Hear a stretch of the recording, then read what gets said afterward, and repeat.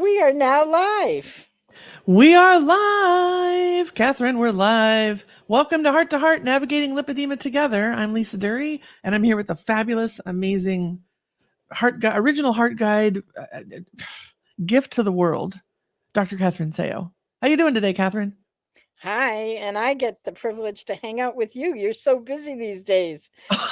It's a little wild these days. It I is. know it's wild. It's wonderful. It's really an indicator of how treasured your work is in so many high-tech organizations. Oh, thank you. Yeah, right after this, I'm hopping on a plane, gonna go do some more of that. And it's so interesting because I was getting ready for my flight and thinking about all of our lipedema conversations that we have. And yes, I have 2 seats. I did the person of size on Southwest Airlines. I do have a wheelchair waiting for me because the Portland airport is really long, right? There's a lot of walking and standing and security. And I'm really grateful for those things to help me be my best when I land and get to the client. So yeah, that I'll be capturing my experience today, and I'll be sure to share it too. Oh, that's But so yeah, good. Yeah, Southwest is the only airlines that does two seats for one. that's the only one I've been able to find. I think Yeah. I am in a group. It's called Flying While Fat, and they share ideas all the time and support each other on types of airplanes and seat measurements and all that. But for me in the U.S., Southwest has been a really big help. I have to pay for 2 seats. They refund me one on the other side, but Mhm. it's yeah. There's it requires a lot of energy to even gear up to get ready to go. And I booked my flight after this because I didn't want to miss this call. I didn't want to miss our time with our guests today. I'm so excited about advocating and finding our voice and doing it in ways where we can support our emotional well being and our physical needs. Do you want to do the honors of bringing her up? Because I met her because of you. Oh my God, I absolutely adore Brenda Viola. We get to spend time with Brenda. Let me say, she is one of the best humans on the planet.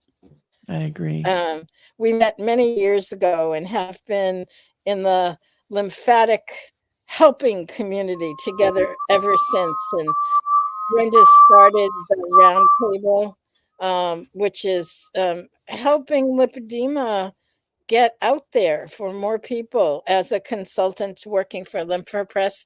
But she's now blissfully and so well positioned as a communicator about all of the things that we talk about how do you get seen and heard, how do you not let the external judgments that come at us sometimes, like that rifle that they're trying to stop happening, it's like that, that's what it feels like sometimes, even walking down the street with the kind of diseases that we have. How do you Yeah. do that? And how do you move your internal view of yourself so that you hold yourself with loving kindness? And that's what Brenda's all about. Welcome, Brenda. Oh, Yay, Brenda! it's such a joy to be with two friends. And, I do podcast interviews all the time. I have been amazed and thrilled at the research that you did, taking the time to actually read my book, How to Look Be at Heard this. Without Screaming. I know. I love that about you, Lisa. And I love also, I'm so honored because Catherine, and I said this before we went live, your entire community was built because you are a master communicator and you have mastered the secret sauce of all communication, which is love. You love people, you make people feel seen and heard, and that's what builds community and builds bridges. So again, I'm humbled and honored to be here and really excited to talk about how your audience can be heard because their voices are so important. Yes, yes. So let's start there. Because you've had your own journey and your own struggles and your own real move to express yourself and have your voice be heard. What can you share with our audience about your own journey and the learnings that you've been able to gather? Thank you for asking. And I will say that the book surprises people because it often reads as a memoir too, because I share some painful experiences that caused me to shut down and what I learned from them, which is why I love when people get to learn by bypassing the pain if they can. When I was 10 years old, I knew I wanted to be the next Diane Sawyer.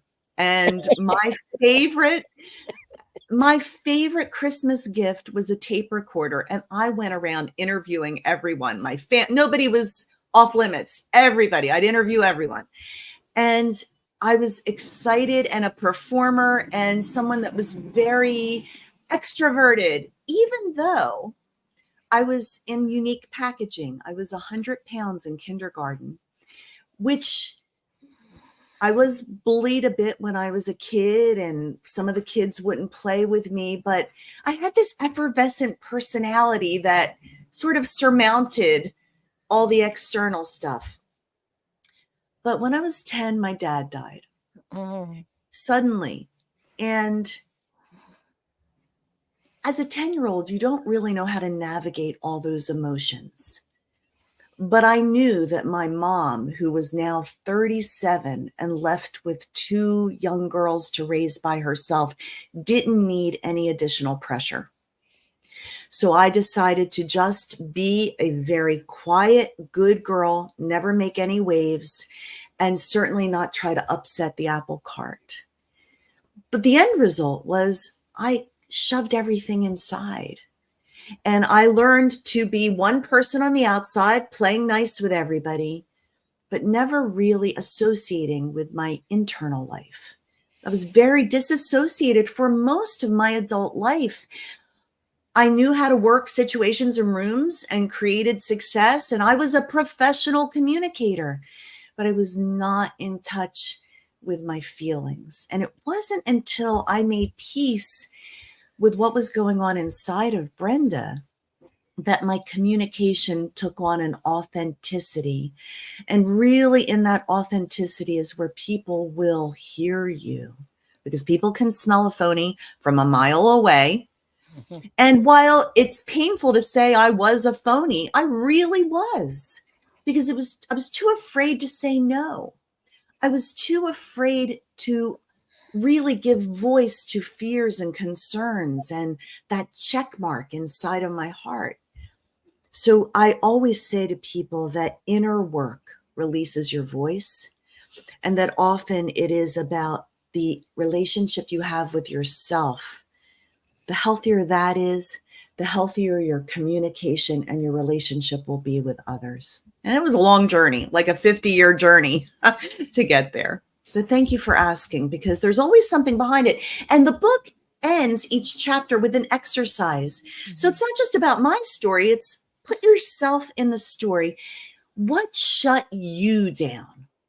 Because if you can answer that and work on that, you've unleashed some freedom there. That can let your voice be heard. Yeah, the exercises are amazing, Catherine. I don't know if you've seen them yet, but it's short snippets and each chapter has a reflection, which to me, I think is a huge gift, because you learn in story, but you also can learn by looking at yourself. Go ahead. I just wanted to highlight the exercises. They're a huge impact. Why don't you go ahead, because I am getting the link so I can put it in the chat. Oh, okay. So people can buy Brenda's book. Yeah, everyone, you need this book. So first I want to say hi to Casey. She's here. Sandra, Becky, Kendra, Carol, Sherry. They're all cheering you on, Brenda. Huge fans. I mean, for those in the lipedema community, most of us know Brenda, right? We know that she speaks on behalf of us, not even having lipedema, but understanding. And one of the things in the book, and listen, I'm here, but one of the things that I want to start off with is I'm always talking to lipedema patients and leaders, because I'm a leadership coach. What does it take to create a flexible, intuitive, resilient, mindful work experience? Because I believe that's the key to unlocking all of our greatest potential. And you have a chapter in here where you talk about, I think it's reading the room. And you actually, in your book that is not about lipedema, bring lipedema into the conversation. And you were talking about the room setup and the chairs. And I just want to say, maybe we can start there, Brenda, with because we have a lipedema community here listening, when you're thinking about reading the room and setting it up, I too have been to conferences and had conversations like, why are there only high boy tables and nowhere for us to sit? Why are we required to stand to eat when standing is painful? Right. And I think about the work environment. So what tips or insights do you have about reading the room? And just from my heart to yours, thank you for, sneaking in lipedema into that chapter, because I I think will you're going to educate. always, I Yeah. will always weave lipedema in there, because over the last 5 years, I've developed such a love and respect for the lipedema patient population. In my consulting work for LymphoPress, I learned about this condition and I began interviewing people and hearing their stories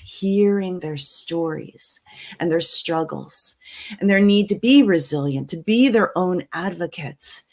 And what a privilege and a joy to set up a platform where people can share and feel seen and heard. So it was the FDRS conference maybe 3 years ago, and it was going to be the first time that I met some of the lipedema patients that I'd only known virtually for a couple of years. And we were going to have a dinner honoring some of our anchor panelists. And in that setup, I had created a menu and an environment and had things I wanted to say to these women. And I checked out the room in advance, and it was beautiful, except every one of the chairs had arms. And I knew, because I knew my audience, that number one, it would not accommodate our guests. They would feel uncomfortable.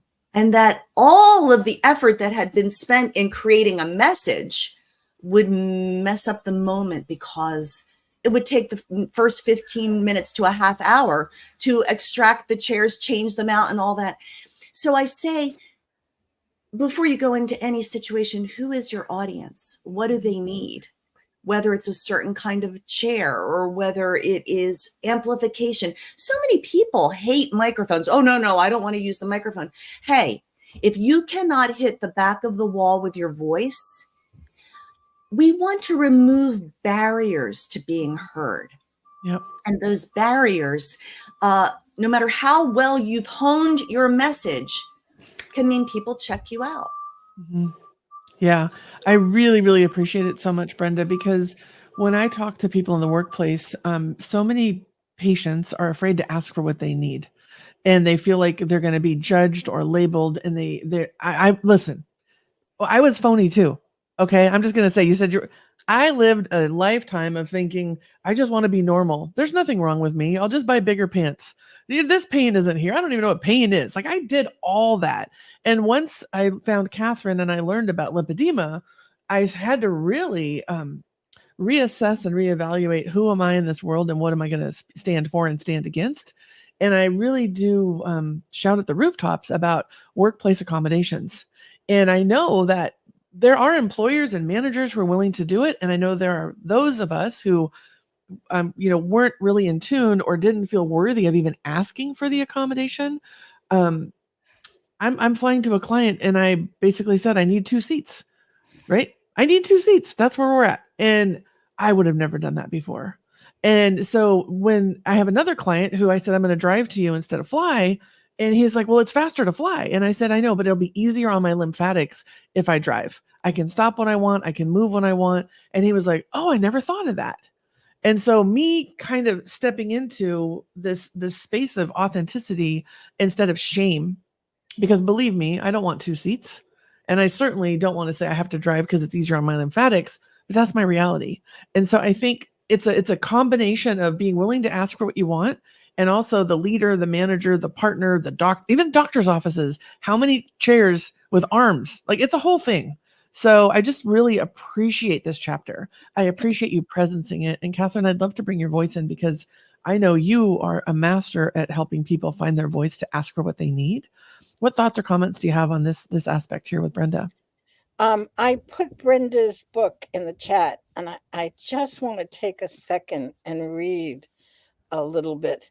Have you ever felt invisible Your lips are moving, but no one's hearing you.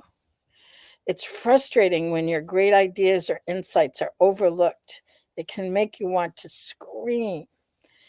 Instead, take the next 30 days to learn and implement powerful tactics to improve your quality of communication.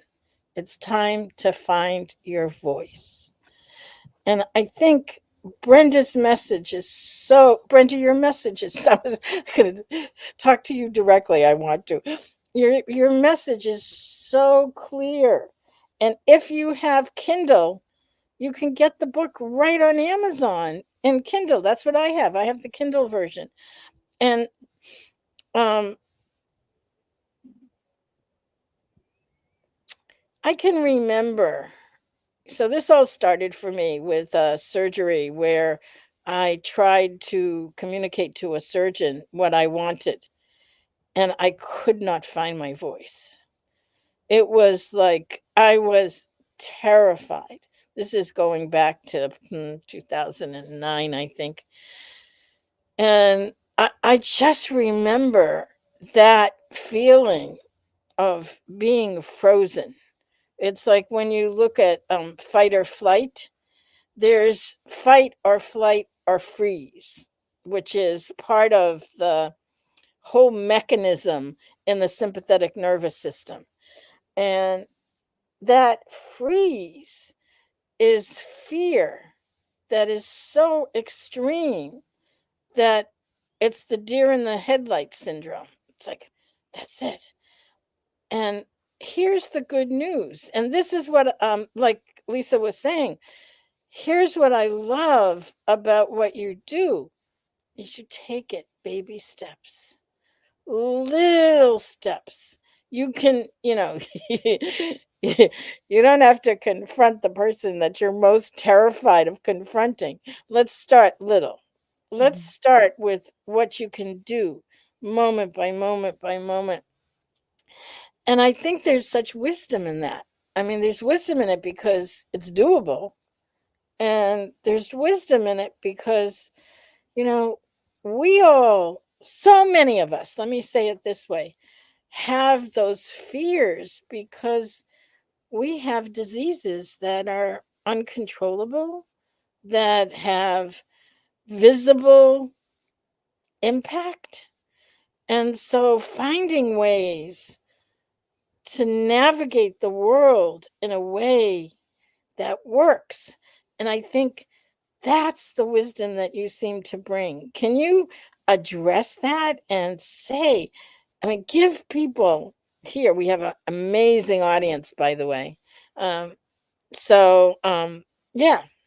I could touch on I could go a few different directions here because all of this is so invigorating to me. You know, Lisa, you mentioned that sometimes you become an advocate and you are actually teaching people about the condition with all of those what could be uncomfortable interactions, asking for accommodations when you go into a workplace environment or new situations. Many of the lipedema patients are faced with bullying, online taunts, and so many hurtful and awkward situations. And the ones that don't take it personally and allow it to hurt them, but the ones that say, this is a teachable moment. I own who I am. I own what I am dealing with as a chronic condition, and I'm going to use this to educate and teach others. Many of the people that are in your audience do this all day long, and it helps get the word out. That's why I weave lipedema into almost anything I do, because I want people to know. If 11% of the female population has this, people need to stop judging and start understanding. Understanding builds those bridges. So then to your point about freezing, Catherine, oh, so important. And this is a little line that will save the day. The more prepared you are, the less scared you are. And I always say, go into an important conversation, whether it is with your boss or a boyfriend or a girlfriend or a child or your neighbor or the PTA or whomever, with a plan.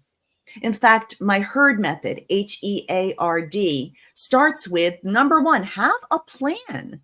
Before you go into that doctor's appointment, know exactly what you want to say. Know what the desired outcome will be and work backward from that. I always say, march in with the standard of care for lipedema in the United States. Having done your research, the audience, whomever it is, will know if you've done your homework. And if you're just throwing things up against the wall and hoping something will stick. So have a plan is number one. Number two, HEARD, is edit yourself. Because in the abundance of words, your meaning is lost. Synthesize what you want to say down to a sound bite. And I talk about crafting a sound bite, a 7 to 15 second statement. I diet, I exercise, I cannot lose this, and I am in pain. Something's going on here. You know, helping people understand your message using as few words as possible. The A is anticipate pushback. One of my biggest mistakes was being shocked when people would question me. How dare they? Why are you not applauding at what I'm saying here? Why am I not connecting? And then when they would push back, I'd be offended. And then everything unwinds from there and it unravels.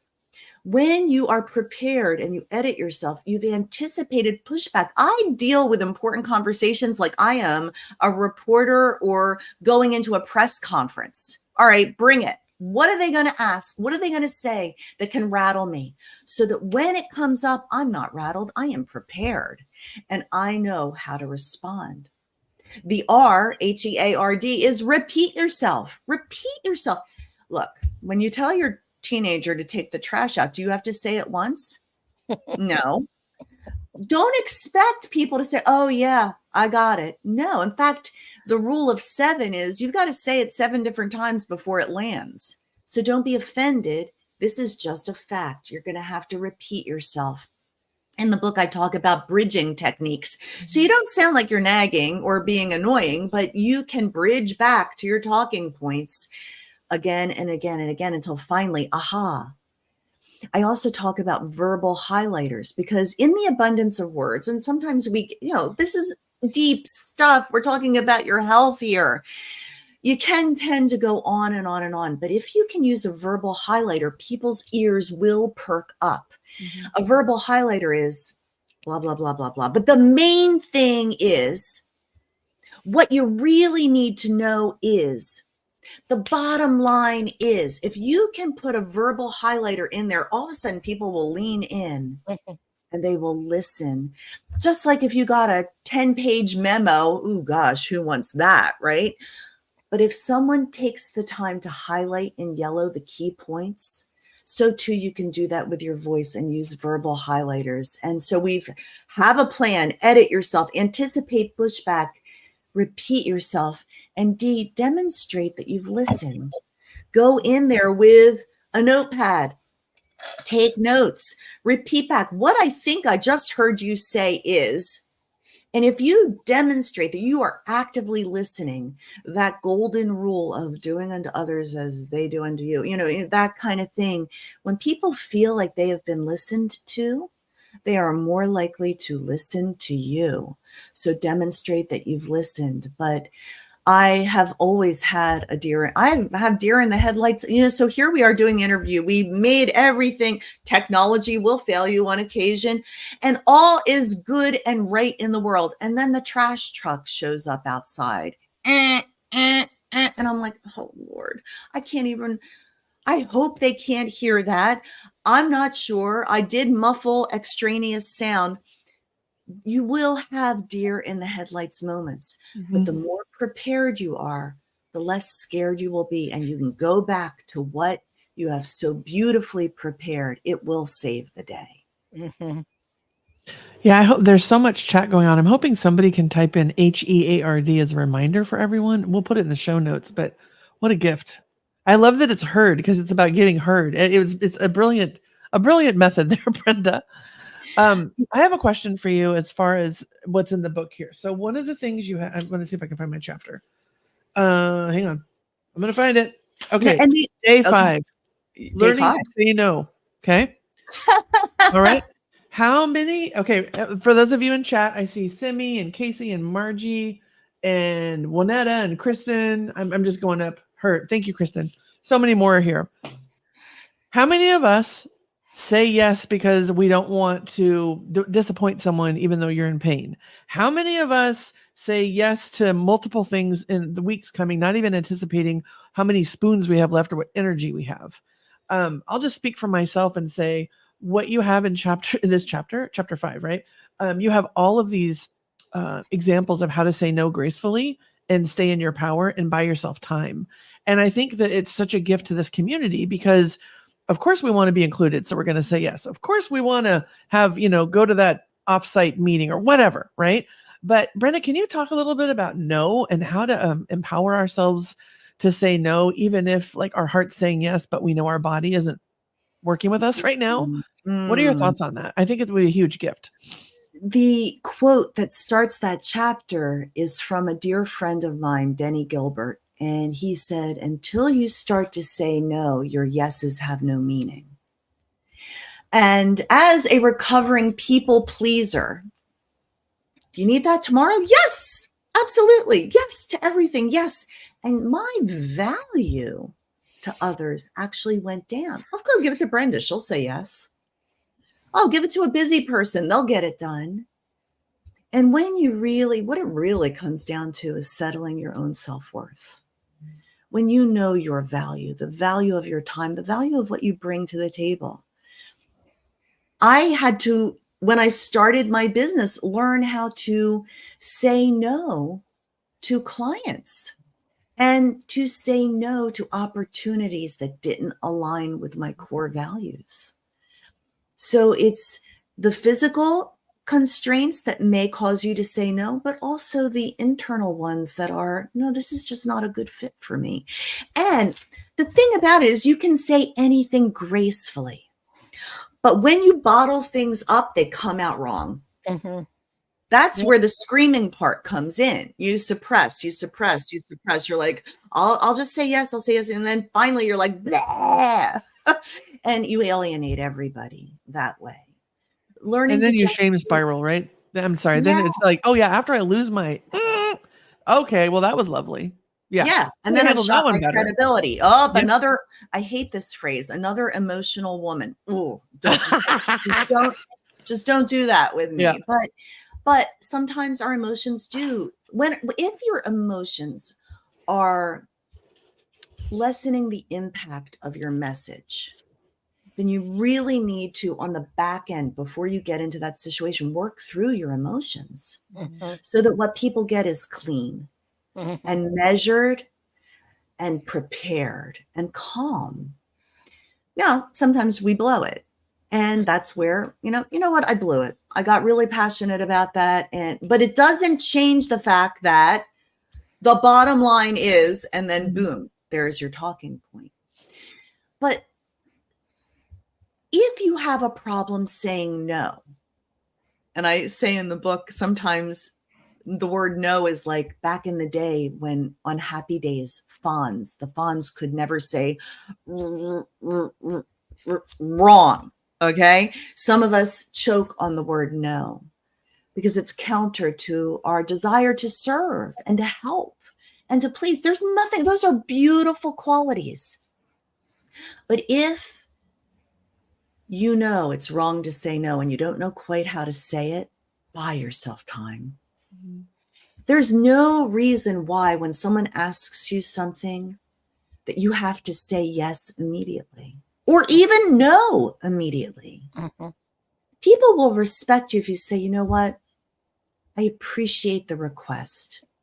May I think about it? You've automatically bought yourself time to think about it, to weigh the pros and the cons, but people will respect that you value your time, your workload, your bandwidth, your energy enough to say, I really respect the request and I want to give it the weight of proper consideration. Can I get back to you on that? And then give them, can you give me until Friday? Mm-hmm. Can you give me until next week? I will get back to you, but I need to properly consider this. Mm-hmm.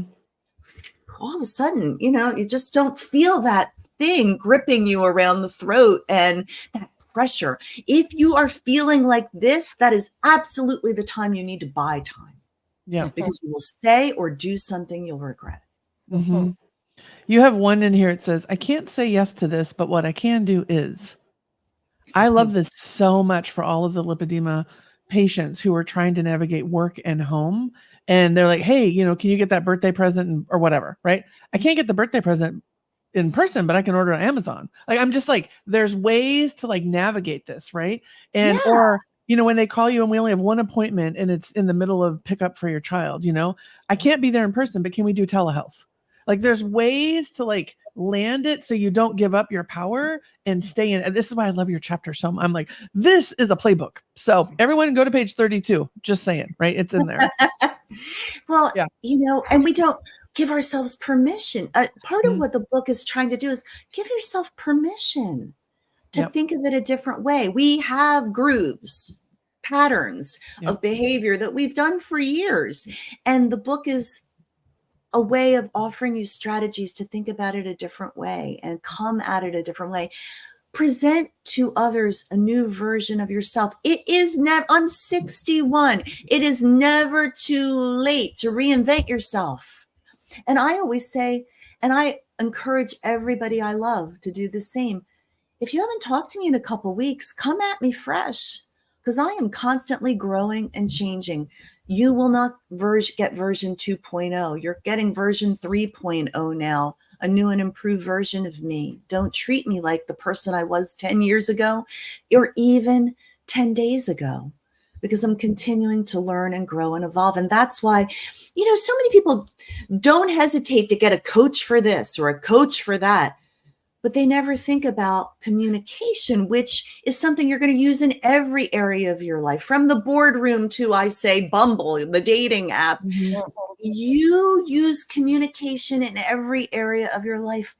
And even if you think you're great, you can get better. And why wouldn't you? Because it will improve your life personally and professionally. Yeah. And the thing too, Brenda, is that even if you think you're not communicating, you're communicating. You can't not communicate because everything about you is always communicating. And that is the key. When I was a reporter, I would love when interviewees would say, no comment, talk to the hand. Because right there, you got your story. Mm-hmm. What are they threatened about? Mm-hmm. 7% of communication is the words you say. 35% is your tone, your modulation, and your pauses. The rest of it, 55%, is your body language, your eye contact, how you present yourself. One of the things I love to do, and I talk on stages all over the country, and I do workshops with organizations, but I do one-on-one coaching, and I help people improve how they present on Zoom. Because I say in 1 hour, I can improve your communication 100%. Mm-hmm. The right lighting, the right microphone, the right attire. When I was a news anchor starting out in my career, I loved my big earrings. And my news director said, Brenda, the earrings.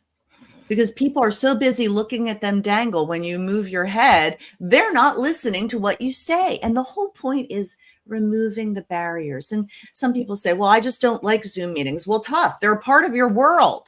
Mm.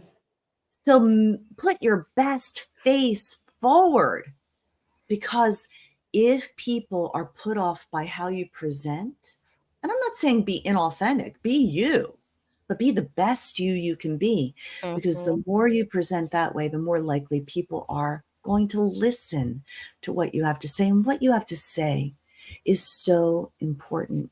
Your voice is important. You are important. Don't let the circumstances of life shut you down. And I don't know how much time we have left, but may I just say as an encouragement, my logo for my business is a butterfly. And I tell this story whenever I can. I had a friend who actually started a butterfly farm. Mm. And she thought, when she saw, I don't know if you've ever seen a butterfly trying to come out of the chrysalis. It's not like, ta-da, here I am. It's not dainty. Violent.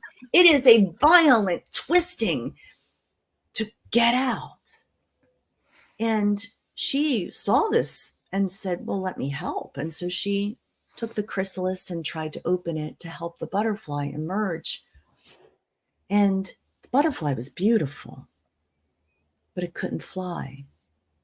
Because in that pressing against the chrysalis, in that pressing on in a dark time, you're creating strength in your wings so you can fly. And for many, lipedema can be a dark place, but I say keep pressing on because you are creating strength in your wings so that you can fly. And in that flying, and many of the people in your audience that have tuned into the live, they have pressed on and they are flying and helping others today. And you find often your purpose through your pain. I think of the amazing lipedema warriors like Patty Cornute and Casey Grosvenor and Pale Ginger Pear and the Lippy Butterfly, Angelique Charles and Jenny Bogine, and I could name after name after name, Susan O'Hara, all these amazing people who have pressed on and they've used their pain for purpose and they found their voice. Your voice is different than my voice. Even on this screen right now, Catherine, the way you say a thing is different than the way Lisa, you say a thing, the way I say a thing. And we would do ourselves a disservice to compare and say, oh, well, since I can't say it like Lisa, I should just shut up. No, Exactly. because you speak through the filter of your life experience and the lessons you've learned and your own stories, and they are valuable. Mm-hmm. So speak up, be heard. You are worthy. You are worthy, and your voice matters. Thank you, Brenda. Catherine, we've got Carol on here. I think this is exactly what Brenda's talking about. Carol Ashburn says, just think about this. I actually had my digital mammogram this morning, sitting in a chair due to my disability. All these years I had to stand with difficulty and never said a word. So that's exactly what you're talking about, Brenda. Look at Carol is like perfect timing. Carol, I applaud you. I applaud you. Thank you for letting, I bet that mammogram tech learned something. Right? And if you don't ask, you'll never know. Mm-hmm. I mean, you may hear no. Well, then no is your indicator. I need to find a new doctor's office. Yeah. Or I need to not head in this direction. But if you will not get unless you ask. And I always quote the old Joe Jackson song, you can't get what you want till you know what you want. And know what you want. Mm-hmm. Know what you want and ask for it. And you might just be surprised at what you get. I'm so happy for that person. That's wonderful. Carol, Thank you for sharing that. You're welcome. And many of the people that you were commenting on are here. Patty's here. Casey's here. They're all shouting from the rooftops how amazing you are. I wish we had more time to put all the chats up. But Brenda, when you're done, go take a look at them.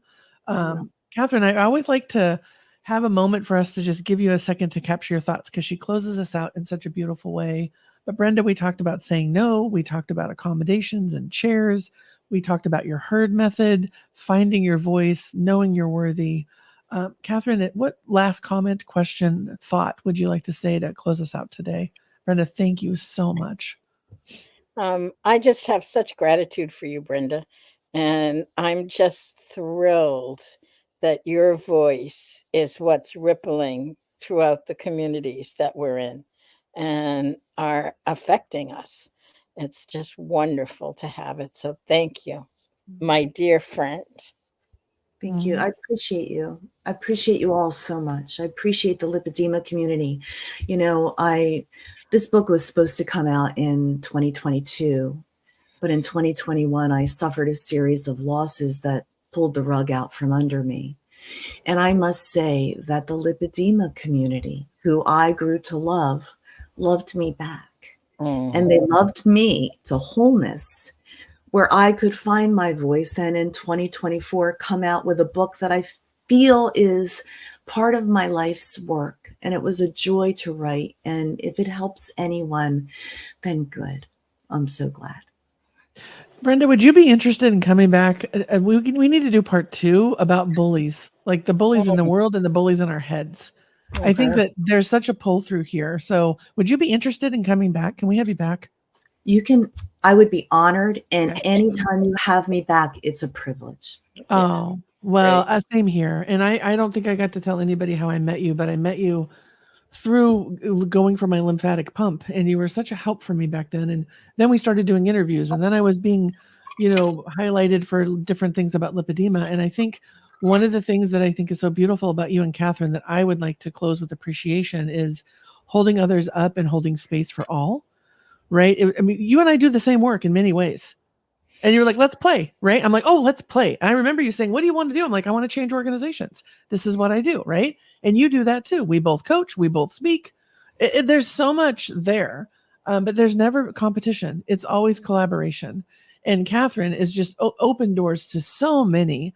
I just want to say that I think community is the root of healing. And so thank you for being a part of our community. Thank you for bringing me into your community. And Catherine, thank you for starting all of us off with this little seed of you going, I have this thing and I'm not going to keep it to myself. We're going to figure this out together through heart to heart. I mean, everything you do is a heart to heart. So to Lois and Lori and Patricia and Carol and Kristen and Juanetta, oh my gosh, Sherry, Christine, Casey, Maggie. I mean, you listen, there's so many people here in this community right now. I say thank you for being a part of our heart to heart today. And until next time, make it a great day. And if you like this episode, please share it. The replay will be up in just a moment. Let's not do this alone. Let's do it together.